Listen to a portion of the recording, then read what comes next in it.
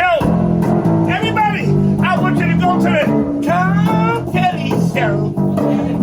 I want you all to know about the Tom Kelly Show. Here we go. Trigger warning, spoiler alert. Get ready to go to school. You are experiencing the Tom Kelly Show. My friend on today, and yeah, I hate to say, I hate using the word friend sometimes, and or it feels weird to say it out loud, but yeah, not just a friend, but I'd say a good friend whom I've admired possibly for the whole 20 years I've been in comedy, is Dante Nero. And there are two different versions of Dante Nero that you both need to get, that you all need to go learn and get to know. Version number one is easiest wherever you are. Go to subscribe to his podcast, Man Code 202, which we will talk about in just a few minutes. But the other Dante, which is harder to get to, is comedian Dante. And you sort of get a taste of him on the podcast. There is no better sensation. I mean, maybe that's a little bit grand, but there is, it's a great sensation to be at a club around 11 o'clock. It's a sweet spot. The club may or may not be sold out. And Dante comes in and starts telling stories to the crowd. It's not just pure stand-up. It's a magical personality meets storytelling that only he can do. And I'm excited to bring that to the podcast, my friend Dante Nero. Man, thanks, Tom. Thanks for having me. I mean, did that make you cry? Did that introduction make you cry? It was touching, bro. It was touching. I appreciate that. My intention is always, when I wake up, I always say, put my feet on the floor with the intention on generosity and civility and good vibrations. And I don't always feel like that comes across. I also don't think that people always are willing to accept that. And so it's nice. It's nice when it does. It's the one thing about Man School 202 is it is a chance for you to tell stories that may be less in the style of get a laugh every 15 seconds stand-up style. Right. Yeah. You know what? Tell the let's tell this audience that story to talk about the dynamics in our relationship. You asked me what? I think it was something. I don't know how we got it, but I think it was something to the about $1.50. About $1.50, right? So yeah. I've been working on this bit about how, as a black man, I need to know white stuff. Yes. As a white dude, you don't have to know black stuff, like, because you can operate outside the fringe of that. You don't. I actually sort of agree with you while simultaneously disagree with you. But yeah, like, I think it's better for me to know quote unquote black stuff. And then even just me saying, I know about black stuff makes me sound racist. Even that one sentence right there makes me sound like I am out of touch. But to just understand black stuff doesn't make you out of touch at all. It just oh wow, that's interesting. So yeah. Yeah. If you knew what $1.50 was. And I said $1.02. Right. And I said, no, it is when somebody slashes your face with a razor and they call it $1.50 because it's 100. It doesn't 150 stitches. Yeah.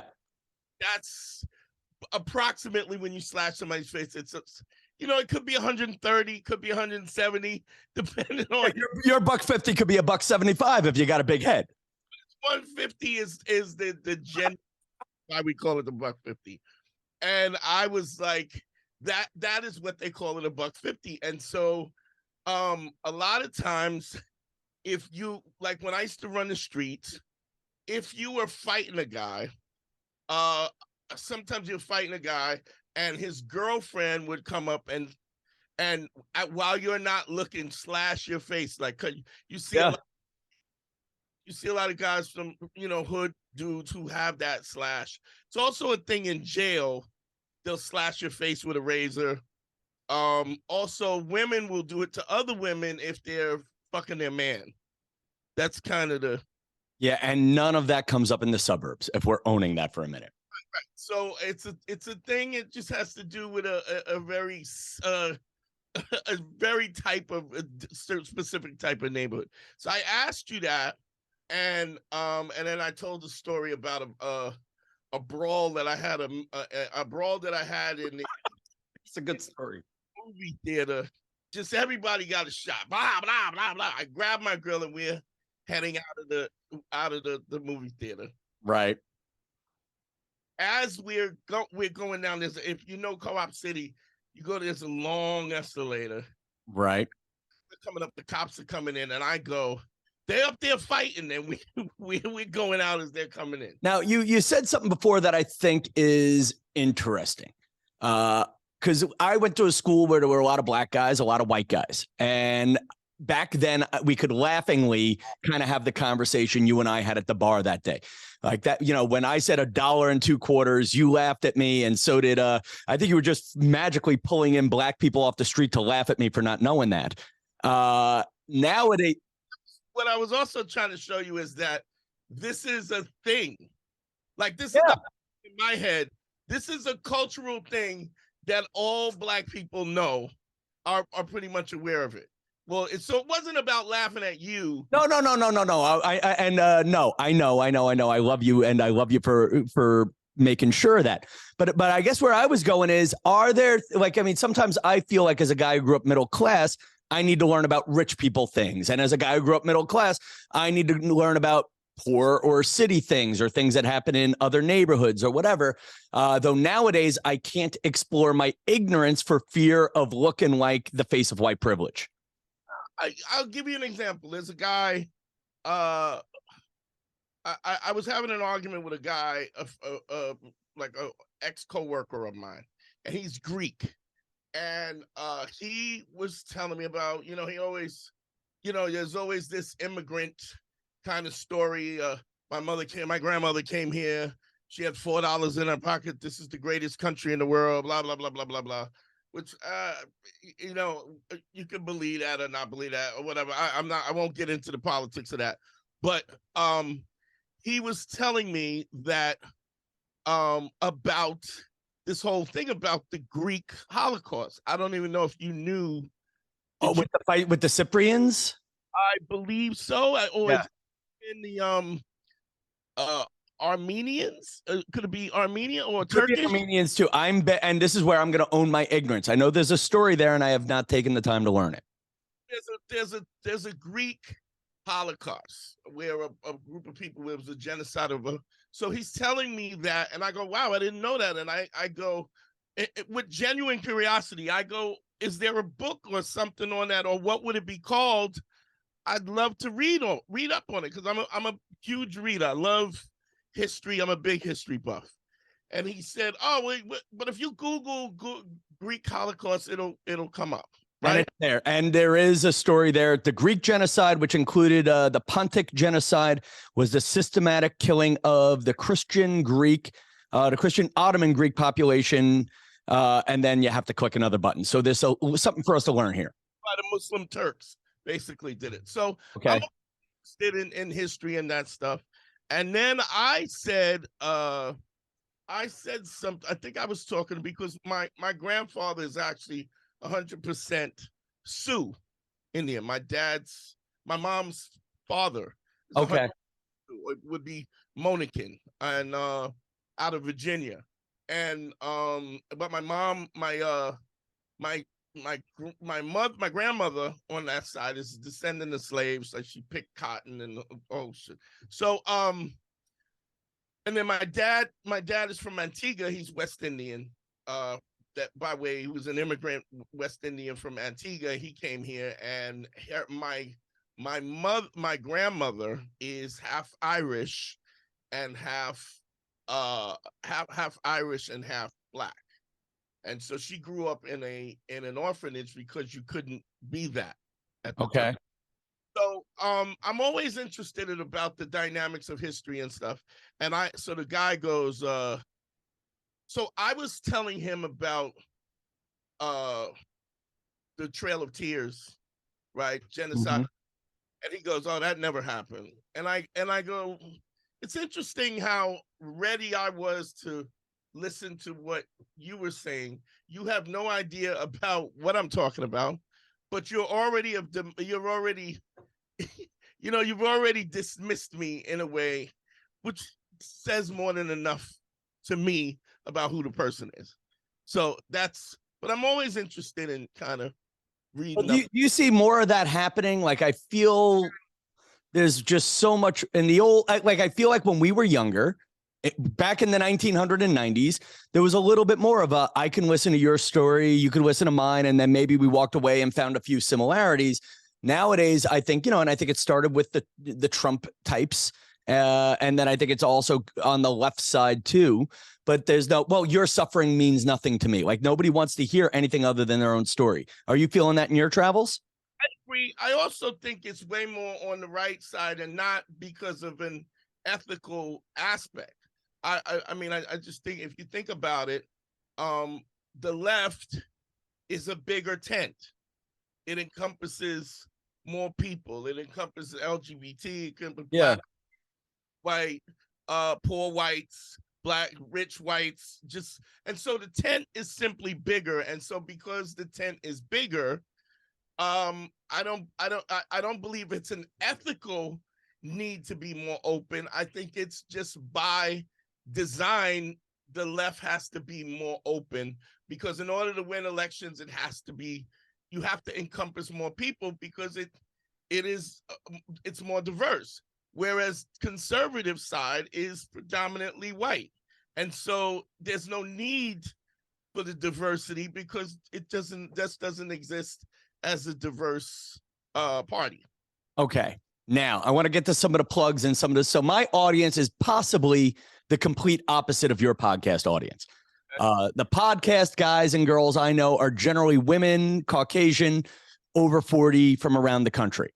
Now, Man School 202. Yeah. What is that, and what could they possibly learn by listening to it? So what's interesting is the whole manosphere that exists today. The Andrew Tates, the Fresh and Fits, the Kevin Samuels, the whatever you could think, the Pierce, what's the guy from Pierce, yeah. You lose me at Joe Rogan. That's about all I knew in the man we. I mean, and Rogan's not really, because he is a guy, but he's still a guy who's open-minded and doesn't mind. Okay. Your Jordan Petersons. Gotcha. That whole thing started with a radio show that I did in 2006.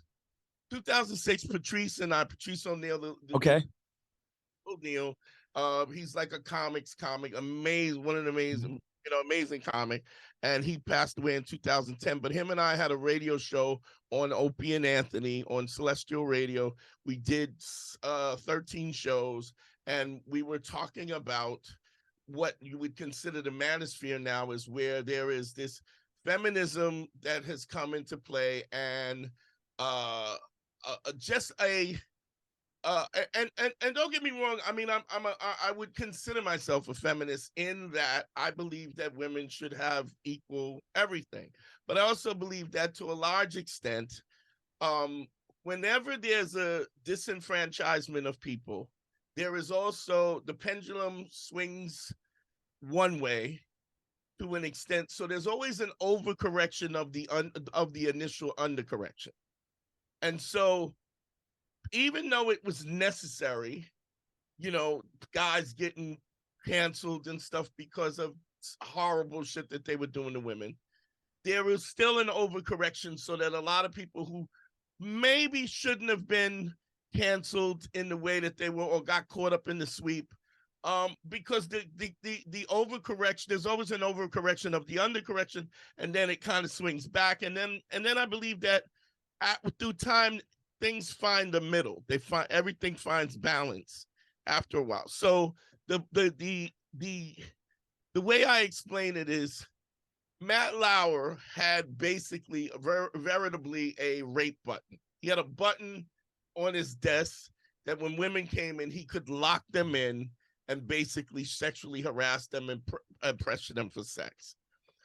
At this point, you cannot call up a locksmith and go, "Hey, I need you to put in a rape button." Like the locksmith is not. Yeah. Do it.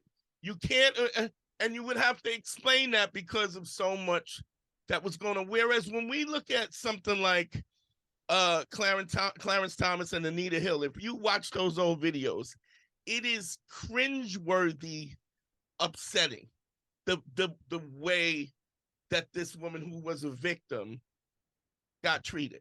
And so, there's always, things always find a balance. I think things find, but initially the disenfranchisement is not scalpel like, and so the correction is usually an overcorrection for an undercorrection in the first.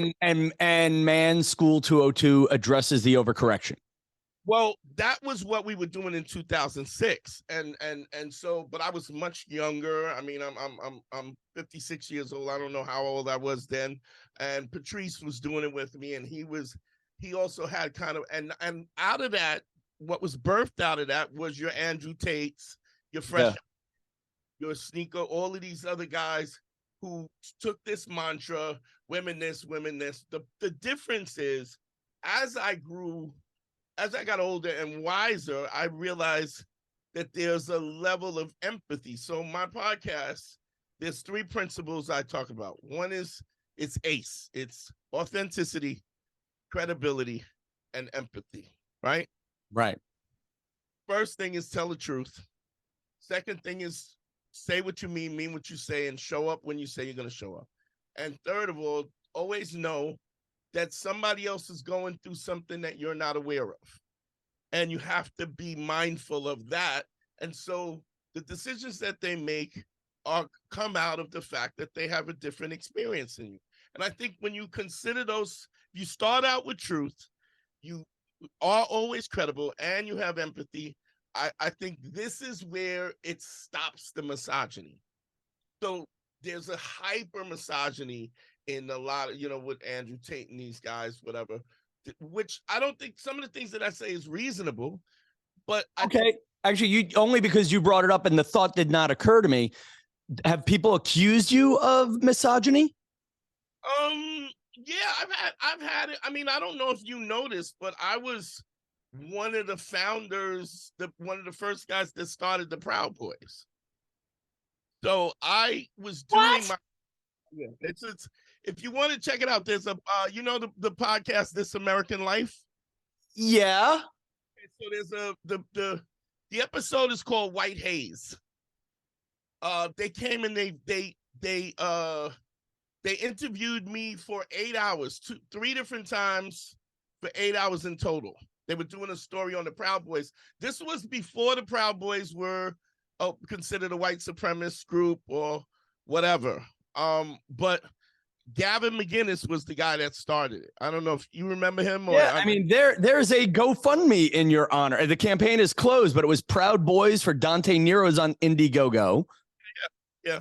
That was when my mom died. They donated money to my mom passing away. Wow. But I was, the podcast game is that you go on other people's podcasts and you sell your wares and people follow you and then you follow. And so Gavin McInnes did a thing. He had a bunch of young white dudes who weren't getting laid, who were kind of basically the fundamentals of the incel community. Yeah.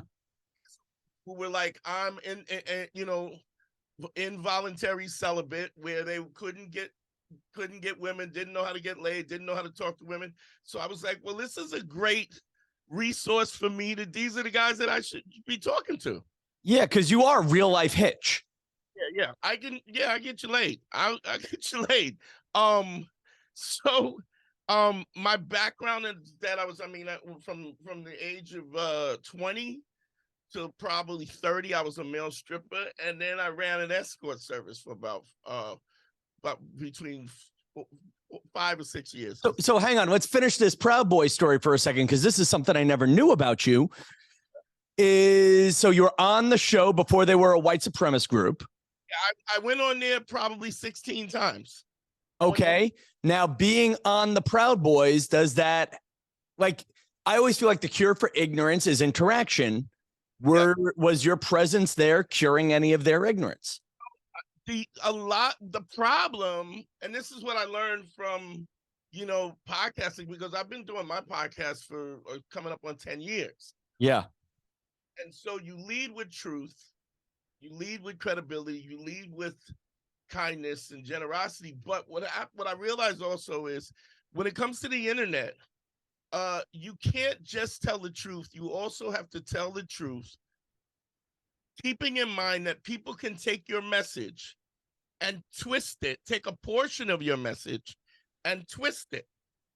And you have to be responsible because of the fact that you're influencing people. And so you have to speak your truth, but you have to speak your truth and also be aware of what the counterpunch is, that the fact that they will take your message and twist it and bastardize it in a way that they can. And the way they bastardized my message was they lacked the empathy of other people. They also lacked the education and the intellectual acuity. And so none of those things were important. And so the first thing I said, like one of the things, anybody talks about the Proud Boys, they know that one of the things is no wanks. No wanks was no jerking off. And that came out, and one of the reasons why I said that so many young guys, and this was documented, so many young guys were masturbating and playing video games and watching porn. There's a huge erectile dysfunction problem with young guys because they were just jerking off and playing video games, and they were afraid of the rejection that women give you, which is part of the courting process. So they were taking no wanking out of your advice. Yeah, I said, and I said to Gavin, and what happened was I said, Gavin, I don't watch porn and I don't masturbate anymore. And he was like, what? Why? And I was like, well, I find that it takes away the wolf in me. It makes me not want to pursue relationships because porn is so unrealistic, because you got multiple angles and you got jump cuts, and when you're watching porn, the endorphin release is the same as having sex. Only thing, it's hypersensitive because when you have sex with a woman, you don't have a behind the ball camera. You don't have the over the top shot. You don't have, you know what I'm saying? It's hypersensitive, and it desensitizes you to real intimate connection with a woman. And then these guys were afraid already. They were already afraid of women in the first place. And so but they said, him and I, we had a bet let's see how long we could do it. And then what happened was every time I would come on, I would come on and I would talk about, telling the truth, being, pushing yourself, being the best version of yourself, which was all part of it. Yeah. But started forming into this fraternal group. And then he came with the name, and he came up with "Proud of Your Boy," which was the song from Aladdin, which right. was really kind of a joke that got out of hand. And then, but what happened was, ultimately, there's so many people. I'll say this quick, and we might have talked about this. I said that I have a theory about, like, I used to bare knuckle fight for money. I was a wild kid, right? When people are talking about, like, oh, it's going to be a revolution, there's going to be a race war, it's all bullshit. And I'll tell you why it's bullshit. My experience overall is this: 95% of the world is pussies. They're full of shit. Given an opportunity to do something, they'll do it if it doesn't cost them something, right? There's 5% of the people who are about what I say is about the smoke. They're making the initiative, taking the initiative. 3% of those are evil, who are taking the initiative, manipulating people for their own personal benefit. and 2% of them are about to smoke, but they're willing. They want to make the world better. But everybody else is just kind of going along, kind of not really trying to make a problem. They don't want to confrontation. They are non-confrontational, and they live their life in that way because they don't want to confront things. Where I'm always about the confrontation.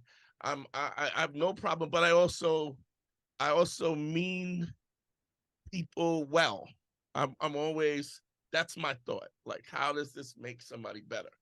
And so you're online and you're giving basically what Gavin did was he gave these disenfranchised young dudes that didn't have any guidance a place to be, who in a lot of cases were historically inept, educationally inept, didn't have opportunities like they had in the past.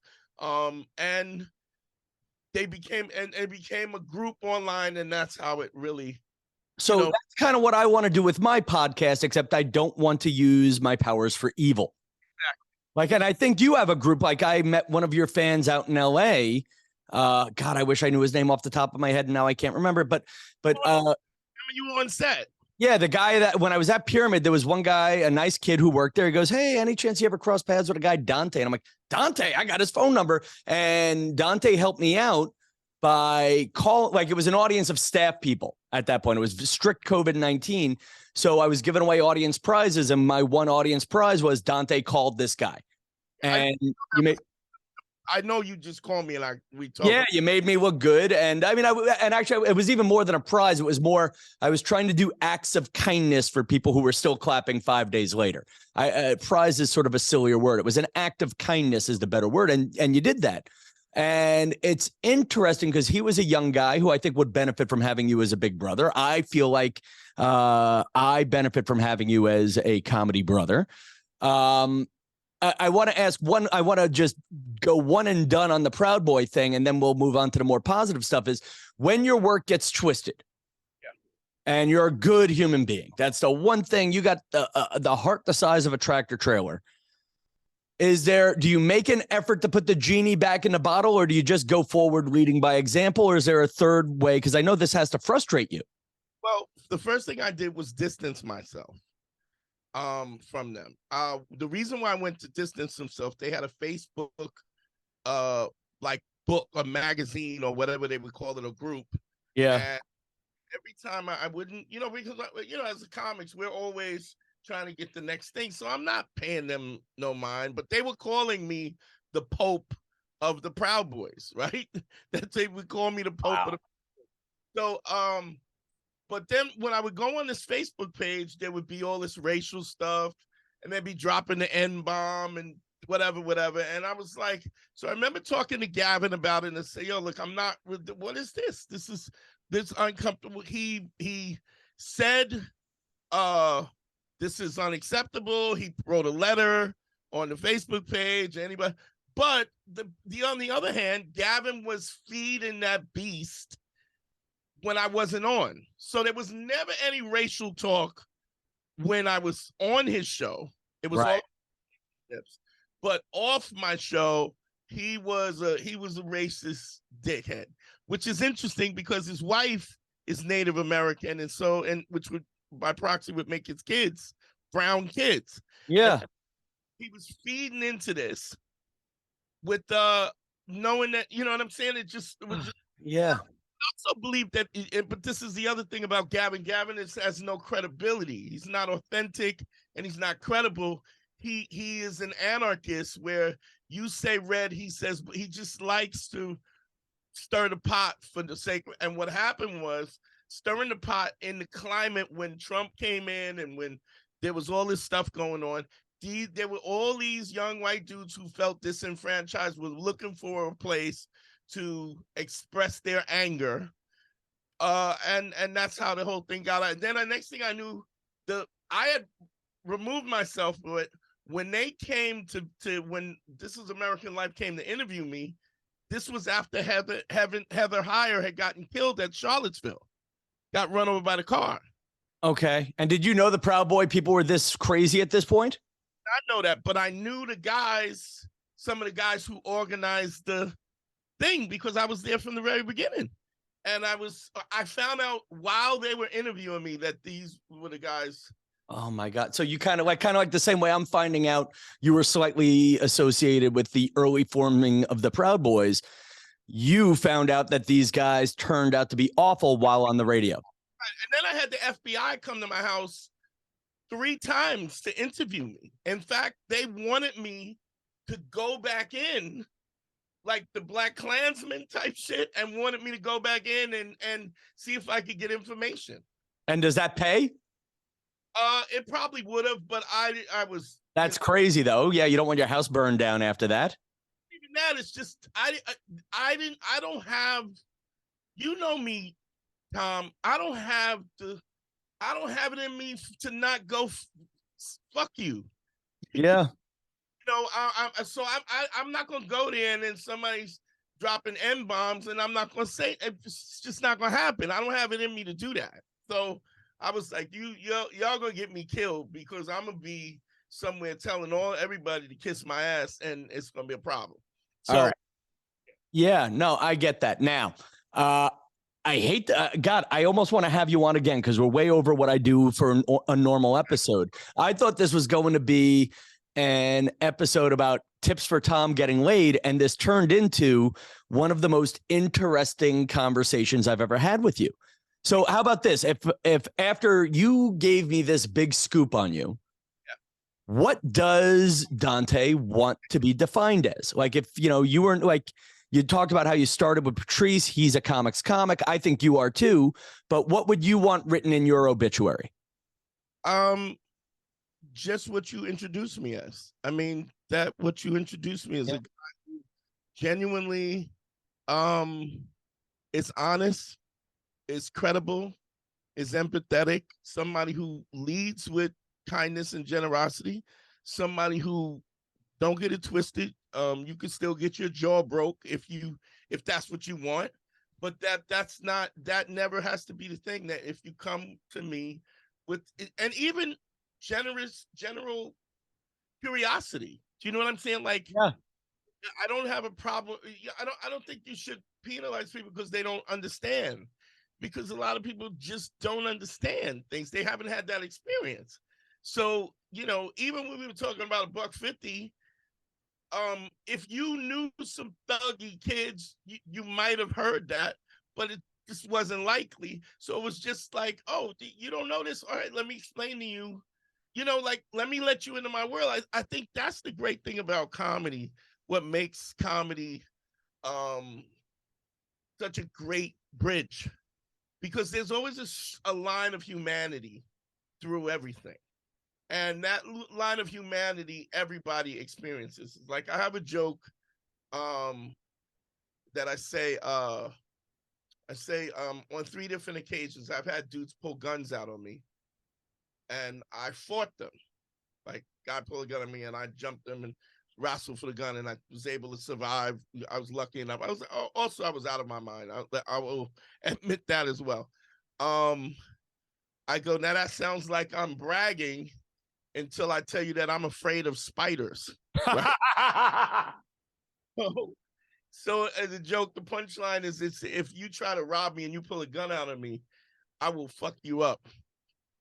But if you have hairy arms and you move them like this, right, I'll be like, take my wallet. And I think that joke exemplifies what I mean about the humanity of it. It's that, yeah, I'm not afraid of a guy with a gun, but I am afraid of a spider. And fear is something that's human, that we all can understand, even though we don't understand it in the same way. And the fact that line of humanity is what connects us. No matter who we are, no matter what our experience. And I think if we dig deep enough and we get to the line of humanity, we're all connected in certain ways. And I think people forget that. All right, people, that was a long one, so I'm going to keep the show ending really quick. Links to Dante's Man School 202 and his This American Life episode are in the show notes. And man, I got to know a guy a lot better because of this podcast. So thank you for taking the journey with me. Until next time, guys, this is my messy apartment, and good night, New York.